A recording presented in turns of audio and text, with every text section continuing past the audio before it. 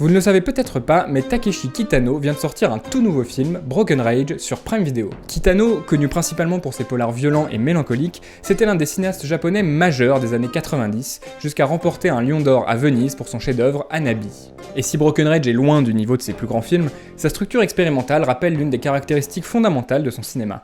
Le film raconte deux fois la même histoire, d'abord de façon plutôt sérieuse et ascétique, puis sur le mode de la farce parodique. Cette dimension comique correspond en fait à la première persona de Kitano, devenue célèbre dans un duo de manzai, des sketchs satiriques improvisés.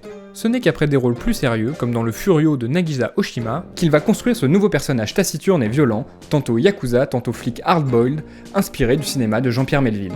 Il partage avec ce dernier une dimension enfantine. Tueurs et policiers ne sont que des grands enfants qui jouent à la violence, avec tout ce que cela implique d'innocence, d'arbitraire et de cruauté. Les gags et la brutalité sont d'ailleurs traités de la même manière par la mise en scène, c'est-à-dire comme des surgissements absurdes. En réunissant côte à côte Melville et le manzai, ce bizarre dernier film de Kitano résume en fait les deux facettes qui font la singularité de son cinéma.